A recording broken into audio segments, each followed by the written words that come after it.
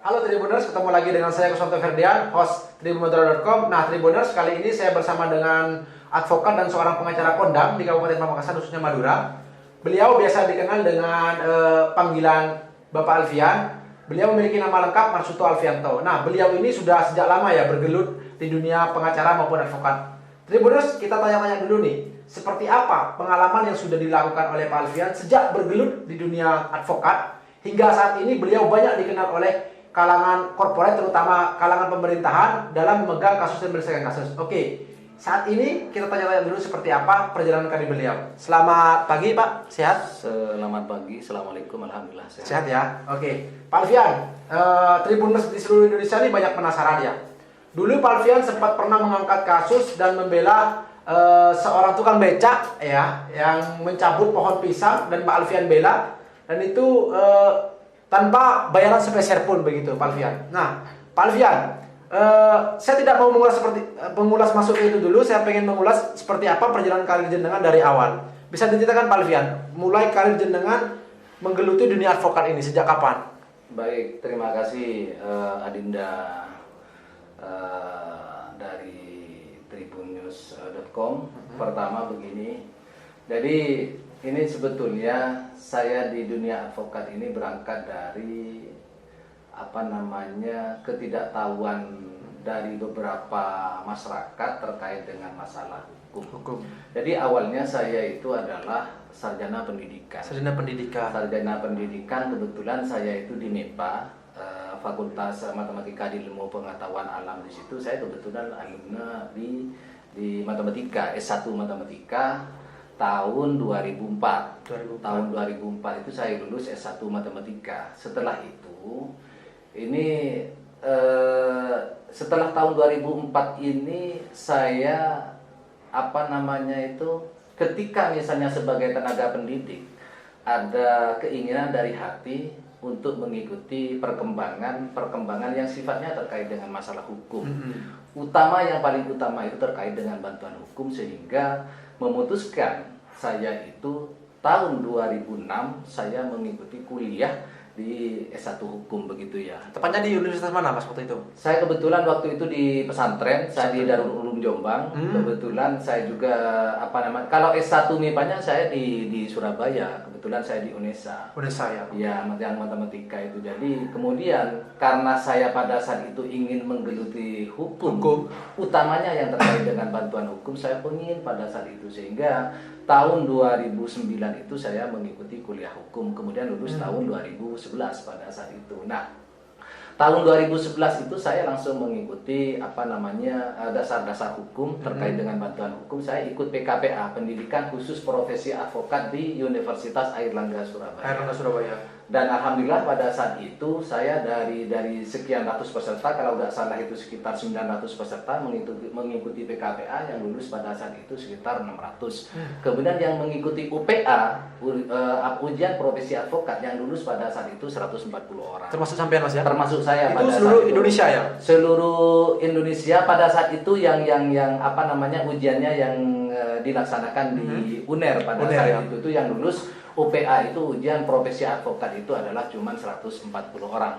Di situ awal saya itu berangkat dari keinginan kuliah hukum, ingin mempraktekkan kepada masyarakat terkait dengan masalah bantuan hukum. Kenapa? Karena saya berangkat terus terang dari masyarakat di sekitar saya itu yang tidak tahu terkait dengan permasalahan hukum. Utamanya terkait dengan bantuan hukum, masalah tanah, kemudian masalah itu banyaklah terkait dengan bantuan hukum yang sifatnya itu pro deo pro bono begitu. Itu. Arti berangkat dari kegelisahan masyarakat Mas ya, ingin memberikan wawasan ke masyarakat supaya masyarakat itu juga tahu tentang hukum begitu Mas ya. Iya. Oke. Setelah itu Mas, setelah dinyatakan lulus profesi advokat, kasus pertama kali yang dipegang waktu itu apa Mas? Kasus pertama kali yang masih sampai ingat, tahun berapa itu kira-kira? Kebetulan saya itu sebelum lulus di Fakultas Hukum, saya itu sudah magang karena saya itu bergerak di bidang lembaga swadaya masyarakat yang dibidangi terkait dengan bantuan hukum juga. Jadi sebelum tahun 2011, saya itu sebelum lulus itu sudah tanda kutip berpraktek tanpa ijazah di permasalahan hukum, sehingga tahun 2011 itu saya mengikuti UPA, alhamdulillah lulus pada saat itu. Kalau misalnya ditanya apa kasus pertama yang kita lakukan atau saya lakukan untuk bantuan hukum itu, sebelum tahun 2011 saya sudah banyak untuk melakukan bantuan-bantuan hukum kepada masyarakat. Cuman pada saat itu sifatnya non litigasi karena berdasarkan Undang-Undang Nomor 18 Tahun 2003 itu kita itu tidak bisa litigasi kalau bukan pengacara. Sehingga ada keinginan untuk menjadi pengacara. Kebetulan 2011 saya jadi pengacara. Nah, kalau misalnya kasus pertama yang saya pegang setelah tahun 2011 atau setelah menjadi advokat itu adalah saya langsung pegang kasus besar di Surabaya terkait dengan masalah Undang-Undang Narkotika, Undang-Undang 35 tahun 2009. Tahun berapa itu? Tahun 2012 pada saat itu. Tahun 2012 saya langsung pegang, kasusnya besar. Kemudian waktu itu disangkakan pasal 112, pasal 114, Undang-Undang 35 tahun 2009 itu terkait dengan narkotika. Orang itu diancam mati dan saya bela pada saat itu karena barang buktinya itu hampir setengah kilo. Kalau nggak salah itu 400 gram, 90 berapa gitu. Berarti hampir statusnya setengah kilo. pengedar dia Mas ya? Pengedar. Jadi dianggap pada saat itu dianggap pengedar. Pengedar ya. Kemudian saya berangkat dari pengalaman itu, saya lihat pertama saya legal audit. Pada saat kita ketemu dengan orang ini, kita legal audit dulu bagaimana orang ini menyimpan barang sebanyak itu. Iya. Kenapa? Karena kalau misalnya disangkakan dengan pasal 112 junto 114 itu Undang-Undang 35 2009 itu, maka orang itu nanti akan dihukum secara maksimal. Dakwaan maksimalnya itu adalah ancaman hukuman mati. Setelah saya legal audit kepada masyarakat, ternyata orang ini tidak seperti dibayangkan. Orang ini kok kaget, orang-orang itu kok bisa orang ini masuk ke perangkat narkoba, padahal sebelumnya orangnya ini baik, sering membantu. Malah menurut saya ini ya oke lah ada barang bukti, tapi harus ada dibuktikan gitu kan. Makanya pembuktian itu ada di persidangan begitu. Kebetulan sidang di Arjuno pada saat itu orang itu tetap disangkakan pasal 112, pasal 114 itu ancamannya pada saat itu diancam 20 tahun, kemudian didakwa oleh jaksa penuntut umum itu 15 tahun. Kemudian saya bela habis-habisan dan alhamdulillah pada saat itu bebas. Kemudian karena bebas sesuai dengan hukum acara, jaksa itu juga melakukan kasasi pada saat itu. Tapi kasasinya juga ditolak berdasarkan memori kontra kasasi yang kami sampaikan pada saat itu. Dan alhamdulillah itu kasus pertama yang saya pegang dan saya bangga. Artinya apa? Sekolah saya yang saya sekolah tahun 2009 hukum sampai lulus tahun 2011 itu dianggap oleh saya itu oke lah. Berarti ada kesenangan tersendiri ketika misalnya membantu orang yang memang betul-betul wajib dibantu. Begitu Mas. Sesuai dengan Undang-Undang Nomor 16 tahun 2011 itu bantuan hukum itu pro bono itu wajib kepada pengacara atau advokat begitu. Oke, siap. Kalau dihitung Mas, kisaran sampean sudah berkiprah di dunia advokat ini dari tahun 2011 tadi ya sampai sekarang sudah kisaran berapa ya? Hampir kalau saya hitung tahun ya. Kalau saya hitung sekarang ini anggaplah 10 sampai 11 tahun ya. Cuman saya berpraktek di hukum itu sudah sekitar 15 tahun. 15 tahunan gitu ya. Cuman saya itu beracaranya sebagai advokat yang litigasi, bukan non litigasinya itu mulai tahun 2011 itu. Kemudian kalau ditanya berapa banyak kasus yang saya sudah tangani terkait dengan masalah prodeo itu adalah sudah banyak ratusan, bahkan sampai sekarang saya mendirikan LBH Pusara itu tahun 2017. 2015 saya sudah ikut LBH, namanya itu Pos Bakum, Pos Bantuan Hukum itu salah satu pos bakum yang berdiri di Jakarta. Kemudian saya kebetulan itu ditugaskan di Madura. Cuman karena ada proses pergantian setiap tahun pos bakum itu, maka saya mendirikan sendiri sejak tahun 2017. Kebetulan 17 Juni tahun 2017 saya mendirikan LBH Pusara, sehingga pada saat itu ketemu dengan adik Wawan pada saat itu ya. Kemudian ketemunya tahun 2017, kemudian menangani kasus itu tahun 2012 terkait dengan masalah pencabutan pohon pisang. Itu adalah bukan cuma itu saja yang kami lakukan pendampingan hukum secara gratis. Sebelumnya itu sudah banyak. Sudah banyak Mas ya? Sudah banyak sebelumnya, sudah sangat banyak. Bahkan sampai sekarang ini tiap hari ini rentetan mulai tahun 2017 sejak LBH ini berdiri ya. LBH Pusara itu didirikan sampai sekarang kita secara kontinu tidak pernah putus untuk mendampingi masyarakat. Baik secara langsung di pengadilan berbentuk litigasi maupun non litigasi. Non litigasi itu kita itu setiap minggu ada agenda. Misalnya kemarin ini yang terakhir itu kita melakukan pendampingan hukum non litigasi kepada masyarakat Kelurahan Kolpanjung terkait dengan masalah sampah. Kami diterima oleh Dinas Lingkungan Hidup Kabupaten Pamekasan dan respon benar. Artinya di situ apa? Jadi kalau misalnya ada Dinas Lingkungan Hidup dalam hal ini adalah birokrat, kemudian ada masyarakat dianggap kurang puas terhadap pelayanan pemerintah melalui DLH Kabupaten Pamekasan setelah diketemukan sistem yang sudah disampaikan oleh DLH itu sebetulnya baik, kemudian kadang masyarakatnya yang kurang baik menerapkan sistem tersebut, sehingga kolaborasi antara sistem yang sudah baik itu disampaikan kepada masyarakat seperti itu, akhirnya klik ketemu. Dan pada saat itu alhamdulillah eksekusi oleh Kepala Dinas Lingkungan Hidup pada saat itu langsung terhadap permasalahan yang ada di masyarakat, termasuk juga terkait dengan masalah listrik. Kebetulan kami ini seminggu yang lalu, sekitar setengah bulan yang lalu, kami melakukan surat menyurat filateli, surat menyurat terkait dengan sering matinya listrik dan sampai terjadinya rusaknya komponen-komponen yang diakibatkan oleh listrik yang padam. Pada saat itu kami lakukan surat menyurat kepada listrik, PLN ya? Kepada PLN itu wilayah divisi regional Madura itu kita surat. Alhamdulillah pada saat itu respon PLN itu baik, malah orang-orang yang mengalami kerugian elektroniknya rusak. Ya, pada saat itu langsung diganti, malah dikasih uang kompensasi. Jadi bangganya saya bukan sebagai advokat handalnya, tapi bangganya saya itu ketika saya berhasil kemudian mendampingi masyarakat, memberi bantuan kepada masyarakat, kemudian masyarakat itu bisa menerima hasil dari bantuan saya itu dengan baik dan benar. Itu bangganya saya. Kalau masalah nominal yang saya dapat dari sebagai advokat, dari korporat, saya kebetulan menangani beberapa korporat itu lain hal begitu ya. Cuma kalau dikatakan lebih bangga mana saya menerima uang dari korporat gaji tiap bulan dengan menerima keluhan dari masyarakat disampaikan kepada birokrat atau ke instansi tersebut, kemudian setelah sampaikan diterima oleh birokrat tersebut, kemudian dilakukan eksekusi sesuai dengan kemauan masyarakat. Saya lebih bangga yang ini. Yang masyarakat Mas ya? Yang lebih bangga ketika mendampingi masyarakat, termasuk pada saat itu Lek Wawan pada saat itu terkait dengan masalah ini, ada seorang tukang beca kemudian dicabut pohon pisang, kemudian mau dipenjara pada saat itu. Kami hadir pada saat itu. Jadi saking bangganya saya pada saat itu sampai meneteskan air mata. Jadi ketika misalnya saya menerima gaji dari korporat, tidak begitu. Ya istilahnya namanya manusia juga perlu itulah. Cuman kembali kepada hukum agama, la in syakartum la azidannakum wa la in kafartum min adzabil syadid. Jadi bentuk syukur saya itu jadi advokat yang sekarang itu dikenal oleh publik, minimal lah di tingkat Pamekasan atau minimal di tingkat Jawa Timur itu ketika saya memberikan bantuan secara cuma-cuma kepada masyarakat. Itu saya yang sangat bangga. Tanpa mengeluarkan biaya spesial pun begitu Mas ya? Tanpa mengeluarkan biaya spesial pun, malah saya yang keluar duit untuk mendampingi masyarakat tersebut. Contoh, kuasa sekarang ini kan namanya sistem yang dibangun sudah lama ini ada yang sistem kurang baik sebetulnya. Misalnya nih, ketika orang memberikan kuasa kepada kita, ini materai saja itu orang kalau nggak punya, ya kalau orang yang punya 6.000 dianggap sepele kan. Tapi ketika misalnya orang nggak punya, dia itu penghasilannya tiap hari nggak sampai 20.000 sebagai tukang beca.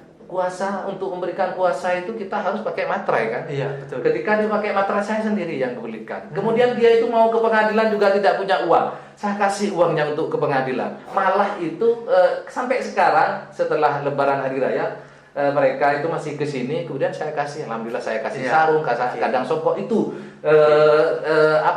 bentuk syukur saya kepada Allah Subhanahu wa taala sebagai landasan bahwa saya diberi kesempatan oleh Allah itu sebagai advokat.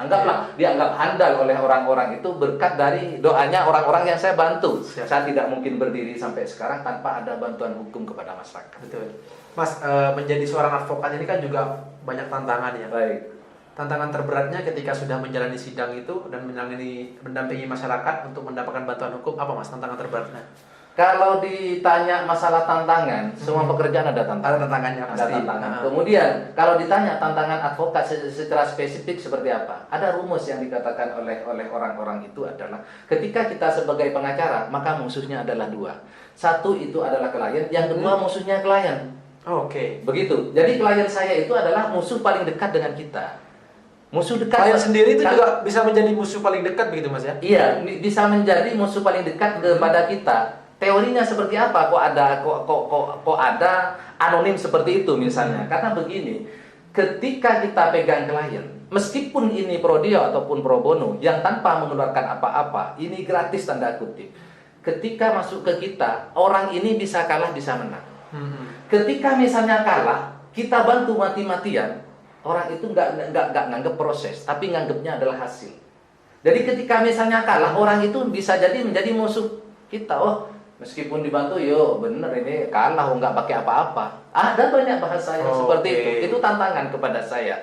Jadi ketika ada ada anonim yang mengatakan bahwa ketika kita pegang suatu kasus, itu musuhnya dua. Satu adalah klien kita, yang kedua musuhnya. Kenapa saya bilang seperti itu? Setiap musuhnya klien mencari musuh ke kita atau menganggap musuh ke kita. Nah, itu biasa yang terjadi di masyarakat secara umum. Jangankan di Indonesia, di negara yang sudah maju seperti di Amerika, itu dianggap ketika pengacara itu pegang suatu kasus, musuhnya itu dua. Satu, klien itu sendiri, yang kedua itu adalah musuh dari klien itu sendiri. Jadi itu tantangan yang paling berat. Cuman apakah tantangan itu gara-gara ada tantangan itu kita harus berhenti seperti itu? Tidak.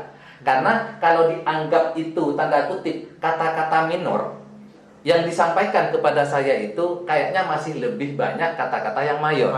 Jadi minoritas yang mengatakan seperti itu, yang mengatakan begini-begini itu ada kata-kata mayor. Iya, alhamdulillah sudah dibantu oleh LBH Usara atau dibantu oleh Pak Alfian. Ini sudah baik, sudah bagus. Artinya satu, peradaban hukum kepada masyarakat. Kemudian yang kedua, penafsiran hukum kepada masyarakat. Yang ketiga, sosialisasi hukum kepada masyarakat itu sudah mulai masuk. Artinya apa? Kita ke suatu kasus kemudian dimasukkan dalam persidangan itu bukan masalah menang kalah menurut saya, tapi benar dan salah itu saja.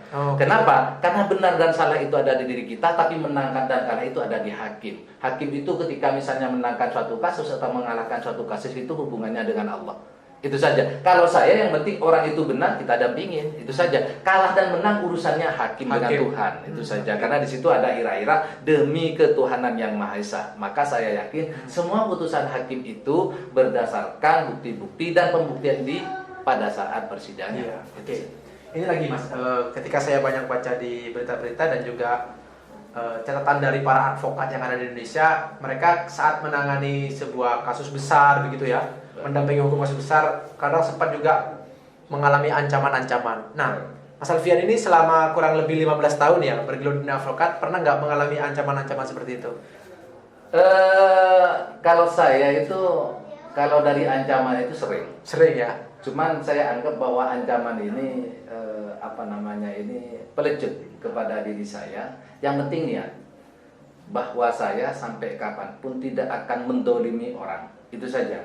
Jadi ketika saya menangani kasus satu, saya itu tidak ada niat untuk mendolimi orang. Satu. Yang kedua, ketika misalnya ada ancaman seperti itu, saya klarifikasi. Apalagi di sini kita hidup di Madura. Hidup di Madura itu ada dua yang sering menjadi permasalahan sampai ancaman, bahkan sampai orang itu sampai misalnya dicelakai atau misalnya dilakukan penganiayaan. Satu, masalah perempuan, yang kedua masalah tanah. Jadi masalah perempuan saya menghindari sampai sekarang terkait dengan masalah cerai. Saya hati-hati untuk komunikasi. Dalam memegang kasus perceraian itu lebih hati-hati Mas ya? Lebih hati-hati, malah saya itu tanda kutip termasuk orang pengacara dianggap terkenal di Pamekasan yang paling sedikit pegang masalah cerai. Bahkan itu 1 tahun belum tentu satu kasus. Alasannya karena pengen kehati-hatian itu Mas? Kehati-hatian tersebut satu. Yang kedua, saya pinginnya juga namanya juga ini profesi kayak saya ini juga banyak godaan begitu kan. Jadi ketika ada kaitannya dengan masalah cerai, subjektivitasnya itu terkait dengan masalah perempuan. Meskipun objektivitasnya itu adalah masalah cerai antara laki-laki dan perempuan, tapi subjektif itu kadang dijadikan rumusan di masyarakat bahwa seakan-akan bahwa pengacara seperti itu. Saya paling tidak meskipun nggak jadi malaikat, ya nggak jadi setan lah. Seperti itu. Jadi kalau misalnya dikatakan apa yang paling besar seperti itu, saya sampai sekarang alhamdulillah nggak ada kasus sampai diancam secara mau dibunuh, mau sampai sekarang alhamdulillah. Ancaman paling nakut-nakuti begitu saja Mas ya? Paling nakut-nakuti sering juga. Utamanya masalah tanah. Jadi setelah itu saya klarifikasi, bahkan kemarin itu yang terkait dengan masalah corporate di salah satu bank itu, saya juga sempat diancam. Tapi setelah saya nyatakan pertama gini, ini kan urusannya dengan bank. Artinya nggak ada kaitan dengan saya. Ada masalah orang itu dengan bank atau tidak ada masalah, saya tetap digaji. Itu kan. Kemudian tanda tangan saya seandainya bisa mencairkan uang di bank tersebut, saya sampaikan. Cuma tanda tangan saya itu manajemen juga nggak berlaku. Berlaku tanda tangan saya itu adalah invoice atau tagihan kepada bank ketika saya itu gajinya terlambat misalnya, itu saja. Betul. Iya. Selama 15 tahun bergelut di dunia advokat dan juga bantuan hukum, paling berkesan memegang bantuan hukum ke masyarakat itu kasus apa, Mas? Yang paling berkesan sampai saat ini hingga sampai saat ini masih teringat. Gitu. Sampai sekarang itu saya tergiang-giang itu kasus yang Padla ya. Karena kasus itu selain sekarang itu saya sudah anggap membantu itu sudah menurut saya sudah maksimal, hasilnya sudah maksimal, juga rentetannya juga ada. Artinya apa? Ada pepatah Arab itu man dolama dulimah, orang yang dolim pasti didolimi oleh Allah. Kalau menurut saya Padla itu adalah orang yang didolimi oleh seseorang. Sehingga apa? Efek dari orang yang didolimi itu Allah akan mendolimkan kepada orang yang dolim. Sehingga pada saat itu saya berpikir, makanya ini menjadi pelajaran dan juga rumusan bagi saya. Ketika kita bantu orang miskin itu memang betul-betul dibantu. Kenapa? Setelah kasus Padla itu, alhamdulillah rezeki saya ini alhamdulillah semakin lancar. Semakin ini corporate ini yang dulunya saya 5 corporate, sekarang alhamdulillah sudah 11 corporate. Semakin banyak penghasilan. Ya, sebagaimana artinya apa di situ tahdas bin nikmah kata orang Arab itu. Jadi tahdas bin nikmah itu menyampaikan nikmat-nikmat saya itu akibat dari saya, anggaplah kalau bersyukur. Cara bersyukur saya sebagai advokat, saya memberikan bantuan kepada masyarakat yang tidak mampu. Itu adalah cara bersyukur saya. Kenapa? Kalau misalnya dikatakan gaji saya berapa, alhamdulillah lah cukup. Cuman tidak akan cukup gaji saya itu ketika saya itu tidak bantu masyarakat yang kurang mampu. Betul. Oke.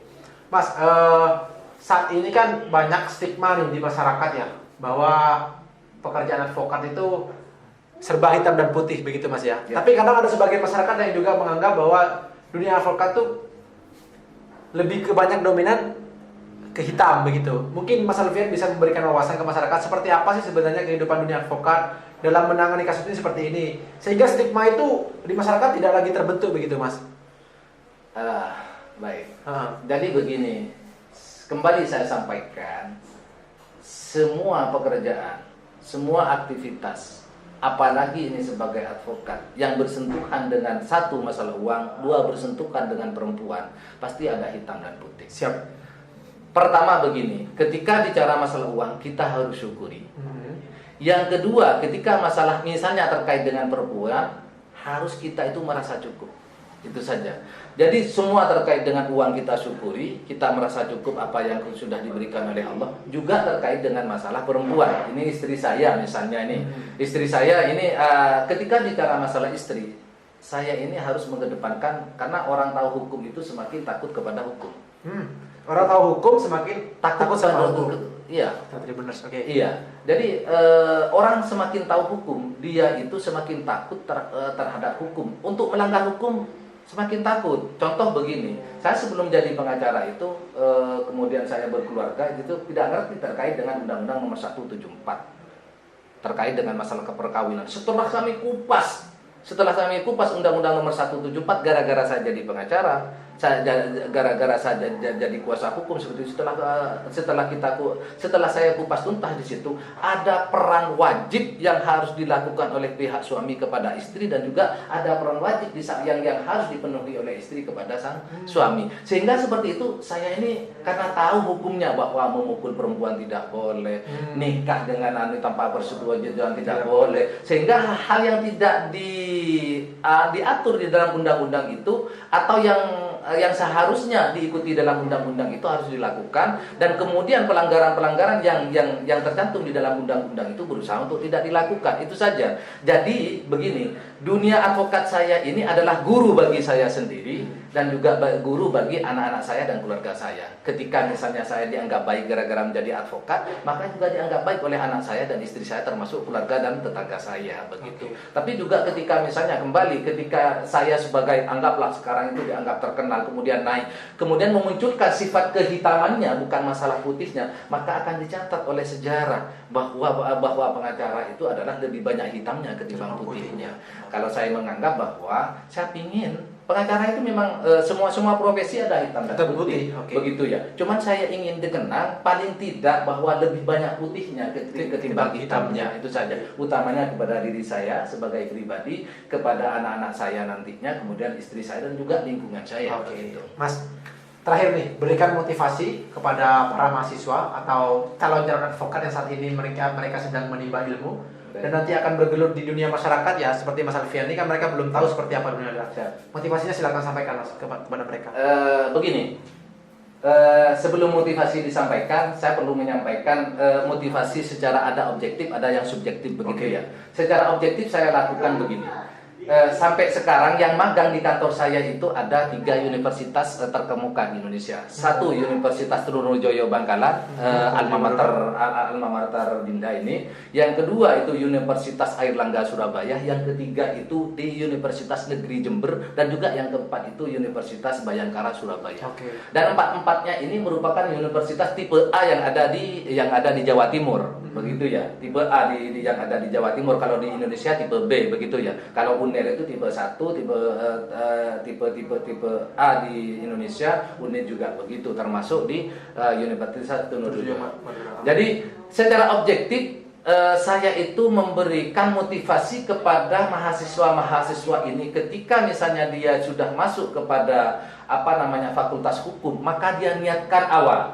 Ketika sudah masuk di situ, niatkan awal, saya akan memberikan bantuan hukum kepada orang yang kurang mampu. Itu saja, niatkan di situ.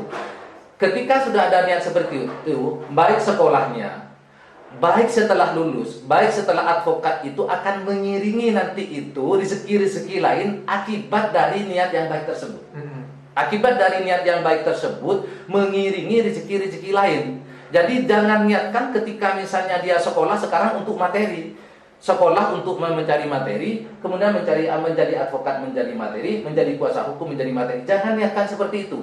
Di balik niat tersebut, niatkan bahwa saya ketika jadi advokat akan memberikan bantuan hukum kepada masyarakat yang kurang mampu, maka nanti itu rezeki itu akan akan datang sendiri tanpa harus dicari begitu ya. Tanpa harus dicari, karena Allah Ta'ala itu maha tahu apa yang ada di hati kita. Tapi kalau misalnya dibalik, ini juga saya sampaikan kepada adik-adik mahasiswa hukum ya.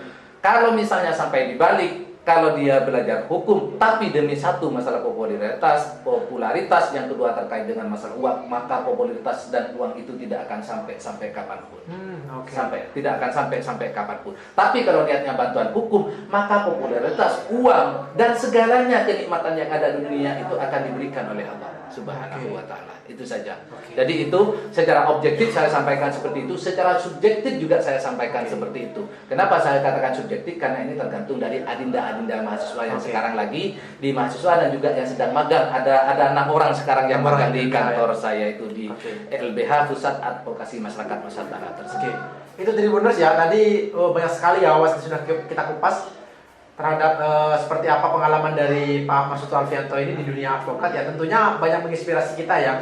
Tribuners, karena waktunya sudah sampai di penghujung acara, kita nanti ketemu lagi di segmen berikutnya. Saya ucapkan terima kasih kepada Pak Alfian waktunya ya.